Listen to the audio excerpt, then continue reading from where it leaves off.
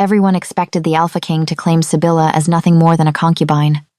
Instead, the very shadow that birthed their kind emerged from the abyss. The ensuing silence in the grand hall was so absolute that the rush of blood in 100 terrified veins became deafening as the ancient entity locked eyes with hers and sank into a low bow. The cobblestones of Oakhaven were slick with autumn rain and the bitter frost of early winter. In the lower wards, survival was not a right. It was a daily negotiation with starvation. Sibylla was an Omega, a dirty word whispered by the high-born wolves who paraded through the upper tiers of the citadel, draped in velvet and the arrogance of their unbroken lineages. She scrubbed the floors of the apothecary owned by Miller Thomas, and she kept her head down. In a pack ruled by the ruthless House Redfern, anonymity was the only armor a wolf like her possessed. But tonight was the Blood Moon Festival, the decennial mating ceremony where the Alpha King, Kaelin, would select his new mates to solidify his political power. King Kaelin was a tyrant whose cruelty was matched only by his vanity. His reign had been built on the slaughtered bodies of rival packs. The entire city was ordered to attend the ceremony in the Great Hall. Attendance was not a request. Blacksmith Kale had been publicly flogged the day prior merely for questioning the mandatory curfew leading up to the event. Sibylla stood in the freezing, drafty fringes of the Great Hall, huddled beside Odelia, the harsh matron who had taken her in after her parents were executed for treason. Her parents had belonged to the fallen House Ashdown. They were true, honorable wolves, but history is written by the victors. To Kaelin, the Ashdown blood was a stain to be mocked, and she was its last, pathetic remnant. Odelia's fingers dug into her arm like talons. "Keep your eyes on the flagstones, Sibylla," she hissed, her breath reeking of cheap ale and fear. "If you draw his gaze, I will drown you in the river myself before his guards can drag you to the dungeons." The heavy oak doors groaned, and the heralds sounded the horns. The air in the hall shifted violently. The scent of sharp cedar and ozone, Kaelin's overpowering alpha pheromones flooded the room, forcing the weaker wolves to their knees. The pressure in Sibylla's chest was agonizing. She fought the instinctual urge to bare her throat, forcing her gaze to remain fixed on the dirt beneath her worn leather boots. Kaelin strode down the center aisle, flanked by his betas, Silas and Rowan.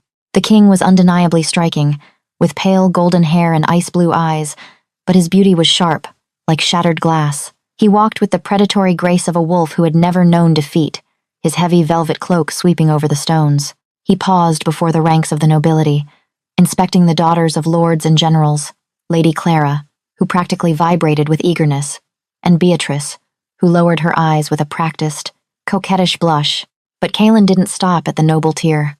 To the absolute horror of the assembled pack, the Alpha King descended the stairs into the lower fringes. The crowd parted like water before a bow. The silence was deafening. Sibylla's heart hammered against her ribs like a trapped bird. "Pass by," she prayed to the moon goddess. "Please, pass by." A heavy, velvet-clad arm shot out. A hand, rough and adorned with heavy gold signet rings, clamped around her jaw. She gasped as she was violently jerked upward, her hood falling back to reveal her face to the entire hall. Kaelin's ice-blue eyes bored into hers. A cruel, triumphant smirk played on his lips. Well, well," his voice boomed, carrying effortlessly to the vaulted ceilings. "The last little Ashdown rat. You've grown since I had your father's head put on a pike." A collective gasp rippled through the nobility. Odelia whimpered, dropping to the floor and pressing her face to the dirt, abandoning her instantly. "My king," she rasped, struggling to speak through his crushing grip on her jaw. "I need a third concubine," Kaelin announced to the crowd, his voice dripping with theatrical mockery. "The nobility provides strength, yes, but to remind the pack of what happens to those who defy House Redfern, I shall take the lowest of the low. The last Ashdown will warm my bed and scrub my boots. A fitting end for a traitorous bloodline."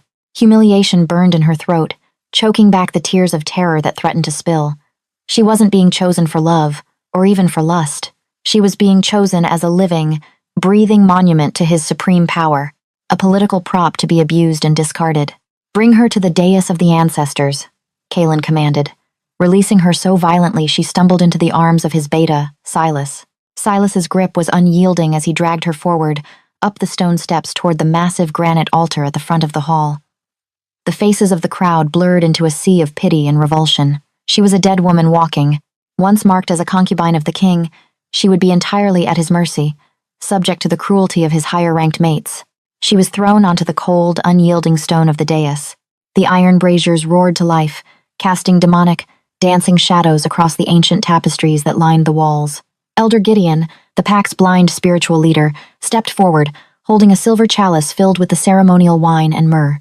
Alpha King Kalen, Elder Gideon chanted, his voice trembling slightly. To bind this female to your bloodline, we must invoke the blessing of the first wolves. We must pour the blood upon the runestone. Do it, Kalen snapped, impatient. He unclasped his heavy cloak, revealing the thick, corded muscles of his chest. He turned to her, his eyes flashing yellow as his wolf pushed close to the surface.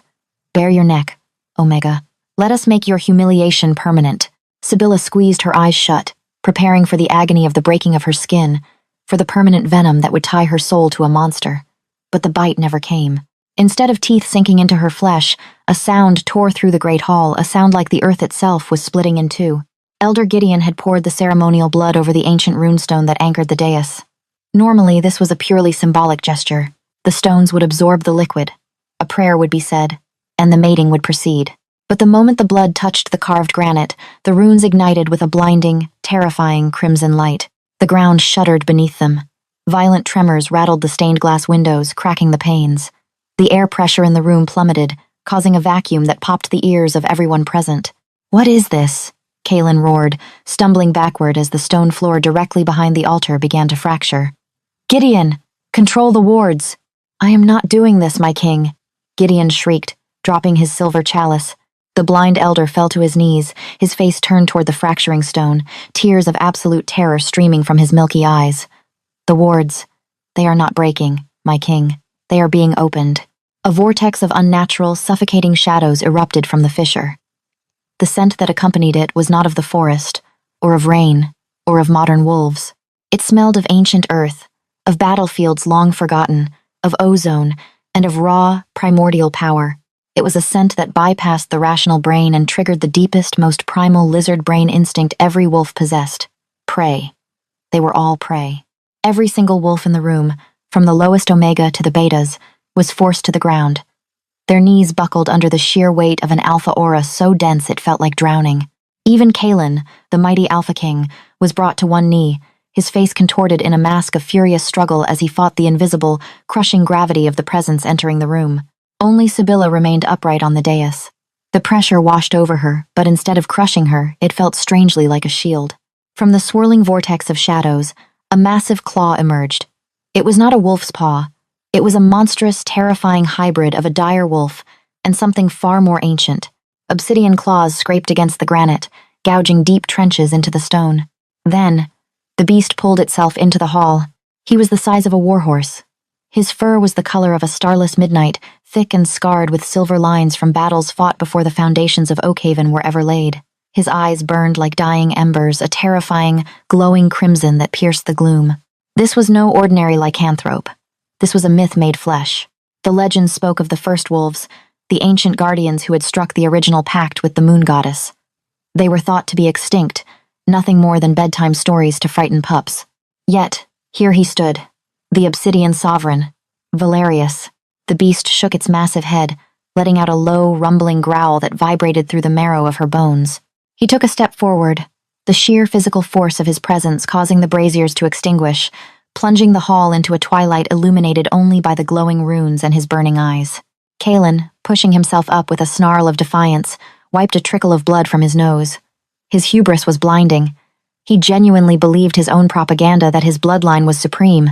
You! Kalen shouted over the ringing silence, pointing a trembling finger at the ancient beast. You are an ancestor. I am the Alpha King of House Redfern.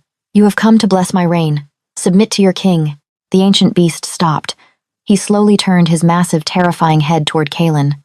For a second, the beast did nothing. Then, the shadows wrapped around the monster, swirling violently. The terrifying wolf form shrank, shifting and breaking with sickening crunches of bone and muscle that sounded like falling timber. When the shadows parted, a man stood in the beast's place. He was extraordinarily tall, broad-shouldered, and clad in fragments of ancient, blackened armor and torn leather. His skin was pale, marked by the same silver scars that had marred his fur. His hair was pitch black, falling unkempt around a face carved from granite. But it was his eyes still that burning, unnatural crimson that held the room hostage. Valerius looked at Kalen. The ancient warrior didn't yell. He didn't bare his teeth. He merely spoke, and his voice was a deep, gravelly baritone that seemed to echo from the walls themselves, carrying the weight of centuries. A king? Valerius mused, the archaic cadence of his words thick and foreign. He took a single step toward Kaelin. I smell no king. I smell a frightened pup, playing dress-up in stolen authority. Kaelin roared in fury, a sound of pure desperation, and half-shifted, lunging at the ancient man with his claws extended.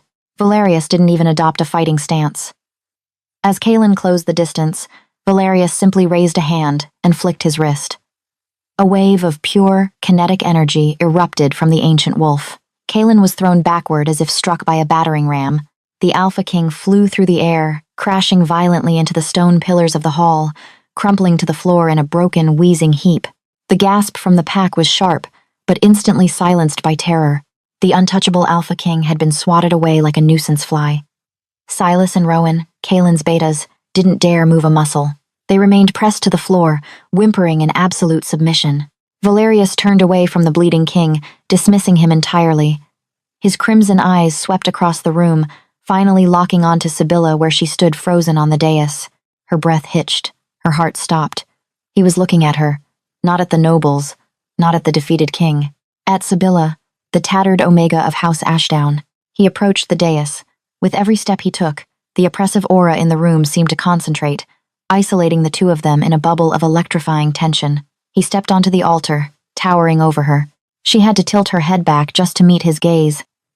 She expected to see the cruelty she was so accustomed to, the disdain every powerful wolf held for an Omega. Instead, she saw a profound, startling recognition. Valerius slowly reached out a large, scarred hand. She flinched, bracing for a strike. But his touch was feather-light. His rough thumb brushed against the line of her jaw, the exact spot where Kaelin had bruised her moments before. A jolt of heat, like liquid fire, coursed through her veins at his touch, settling deep in her chest. The blood of Ashdown, Valerius murmured, his voice softening, meant only for her ears. I thought your line was extinguished, little one, the last true protectors of the old pact. She couldn't speak. She could barely breathe. Valerius turned back to face the terrified, prostrate pack. When he spoke, his voice was the undeniable command of a true sovereign, echoing with finality. The throne of Oakhaven is forfeit, Valerius declared, the sound washing over the cowering masses, and this female is no man's concubine. He looked down at her, the terrifying crimson of his eyes softening into a warm, protective hearth fire. To the utter shock of every wolf in the room, the ancient nightmare, the first wolf, dropped to one knee before her and bowed his head. She is my mate, Valerius decreed, and she is your queen. The great hall remained paralyzed, trapped in a collective, breathless suspension. The Alpha King, Kaelin, lay broken and groaning against the far pillars, blood pooling beneath his velvet cloak. Yet, not a single guard moved to assist him. Commander Sterling, the fiercely loyal head of the Citadel Guard, slowly lowered his broadsword, the metallic scrape echoing like a thunderclap in the silent room. One by one, the elite guards dropped to their knees, bowing not to Kaelin, but to the monstrous, ancient man kneeling before her. Valerius rose. His imposing stature cast a long, protective shadow over her. Without asking for permission, he gently swept Sibylla into his arms. She was rigid with shock, her mind completely unable to process that the mythical obsidian sovereign was carrying her a lowly, despised Omega as if she were made of spun glass. He didn't spare another glance at the nobility who had mocked her moments ago. Lady Genevieve, who had laughed at her tattered dress, now wept in sheer terror, pressing her face into the cold flagstones. They bypassed the king's opulent quarters and ascended the winding, forgotten stairs to the highest tower of the citadel, the Sunspire. It was a wing that had been locked away for generations, considered cursed by House Redfern.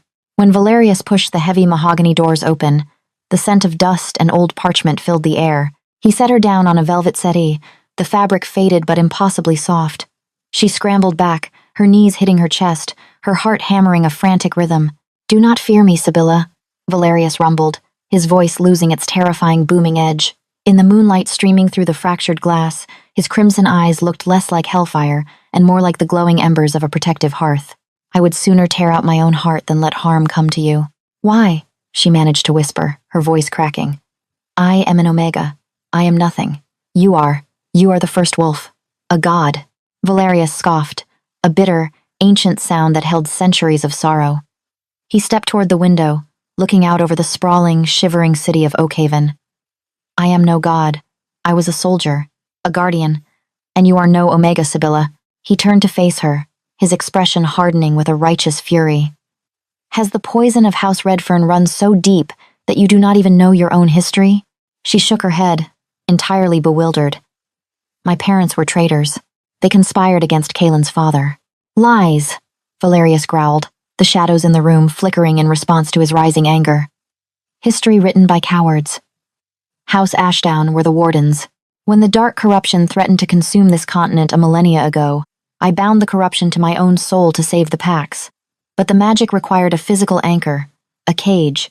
I willingly went into the runestone, falling into an eternal slumber to keep the darkness contained. The Ashdowns were entrusted to guard my tomb. He paced the room, the floorboards groaning under his immense weight. But power corrupts the weak. Kaelin's grandfather craved the absolute authority of the First Wolves. He knew that as long as the Ashdowns guarded the seal, the Redferns could never claim divine right. So, he slaughtered your family. He altered the texts. He painted the wardens as traitors. The revelation hit her like a physical blow. The years of scrubbing floors, the beatings from Odelia, the constant, suffocating shame. It was all built on a fabricated narrative designed to suppress the only bloodline that could expose the Redferns' illegitimacy. Your blood, spilled on the stone, didn't bind you to that pathetic pup, Kaelin. Valerius explained softly, kneeling before her again. It recognized its warden. It broke the seal. You freed me, Sibylla. The scent of an Omega is merely a biological trauma response. Your wolf has been hiding, suppressing itself to survive in a hostile pack. You are a queen by blood, by right, and by my choosing. Before she could fully process the earth-shattering truth, a frantic pounding echoed from the heavy oak doors of the spire. Commander Sterling burst into the room, his armor clanking, his face pale with dread. My king, my queen, Sterling panted, dropping to one knee. Forgive the intrusion. It is Kaelin. Lord Alistair and the Redfern loyalists have barricaded themselves in the armory. They have seized the silver nitrate cannons, and they have taken hostages. Valerius's eyes flared blindingly crimson. Who? The lower ward orphans, sire. And a young boy named Toby. Kaelin demands your immediate surrender in the courtyard, or he will slaughter them all. He claims you are a demon summoned by a witch, not the sovereign. A cold, familiar terror gripped her chest. Toby, the little boy who used to sneak her stolen bread from the baker's kitchens. Kaelin was cornered, stripped of his divine right, and like a wounded, rabid animal, he was willing to burn the entire citadel to the ground to maintain his grip on power. Stay here, Valerius commanded, his voice vibrating with lethal intent as he summoned his ancient armor from the shadows, the black metal forming over his shoulders. I will tear him apart. No, she said, the word slipping out before she could stop it. Valerius paused, looking back at her in surprise. She stood up, her legs trembled, but for the first time in her life, she didn't look at the floor. She looked the most powerful being in their world dead in the eye. If you slaughter them, Kaelin's narrative wins. You will be the demon they claim you are. This isn't just your fight, Valerius. Oakhaven is my home. Those are my people. I will not hide in a tower while my pack bleeds. A slow, profoundly proud smile spread across Valerius's rugged face. He extended his hand. Then we walk together, my queen. The courtyard was a theater of nightmares. Torrential rain lashed against the cobblestones, turning the dirt into thick, sucking mud. Kaelin stood behind a barricade of overturned wagons, his face bruised and mangled from Valerius's earlier strike, but his eyes were wide with the manic desperation of a tyrant losing his grip. Flanking him was Lord Alistair, holding a silver blade to the throat of little Toby, who was sobbing uncontrollably. A dozen Redfern loyalists manned the heavy cannons, their barrels loaded with silver nitrate, a modern, deadly weapon designed to melt a werewolf's flesh from their bones. Valerius and Sibylla stepped out of the heavy iron gates of the keep, standing unprotected in the pouring rain. The collective gasp from the captive hostages and the trembling guards echoed over the storm. Demon! Kaelin shrieked, his voice cracking violently. You think you can steal my birthright? I am the Alpha King. Fire the cannons. Burn them to ash. Hold your fire! Commander Sterling roared from the battlements above, but the loyalists were too terrified of Kaelin to listen. Alistair sneered, his grip tightening on Toby. Surrender the Omega beast, or the boy dies. Valerius growled, a sound that shook the very foundations of the courtyard. He stepped forward to shield her, preparing to take the blast of the cannons. But as the artillerists brought their torches to the fuses, something snapped inside her. The years of submission, the generational trauma of House Ashdown, the agonizing suppression of her own wolf, it all shattered. She didn't just feel Valerius's overwhelming power, she felt her own. The blood of the wardens, dormant for decades, roared to life in her veins. Enough. The word tore from her throat, but it didn't sound like the timid voice of the servant she once was. It was layered, resonant, and dripping with an alpha command so pure, so ancient, that it bypassed the ears and struck the soul. The loyalists holding the torches froze. The fire hovered inches from the fuses. Their hands trembled, completely locked by the sheer force of her command. Kalen whipped around, his face draining of all color as he stared at her. What is this? Kill her. Kill them both. She stepped out from behind Valerius. With every step she took toward the barricade, the golden warmth spreading through her chest intensified. Her vision sharpened. The scent of fear, rain, and blood became an intricate tapestry of information. She wasn't just walking, she was hunting. Lord Alistair, she commanded, her voice slicing through the heavy rain. Drop the blade. Alistair's eyes widened in sheer panic. He tried to press the knife closer to Toby, but his arm wouldn't obey. A warden's command, amplified by the presence of the first wolf, was absolute. With a choked sob of exertion, Alistair's hand opened, and the silver dagger clattered onto the wet cobblestones. Toby instantly bolted, running past the barricades into the waiting arms of the Citadel Guard. Kalen realized he had lost completely. With a scream of pure, impotent rage, he shifted into his wolf form, a massive, scarred timber wolf, and vaulted over the barricade, lunging directly at her throat. Valerius was a blur of obsidian motion, ready to intercept, but she held up a hand, stopping him. As Kalen flew through the air, jaws snapping, she didn't flinch. She let her wolf rise. The transformation wasn't the agonizing, bone-breaking torture the Omegas experienced. It was fluid, like water turning to ice. She shifted mid-stride. She was not small. She was not weak. Her fur was a brilliant, blinding white, shimmering with a silver luminescence that cast a halo in the dark, rainy courtyard. She was an Ashdown, the ancient counterweight to the Obsidian Sovereign. She met Kalen in the air.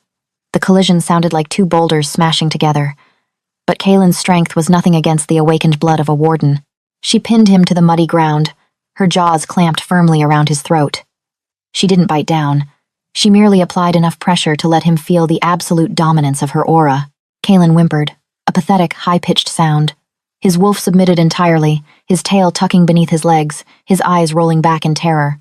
The great, tyrannical Alpha King of House Redfern was completely broken by the Omega he had tried to humiliate. She shifted back to her human form, standing naked in the rain, though the cold no longer bothered her.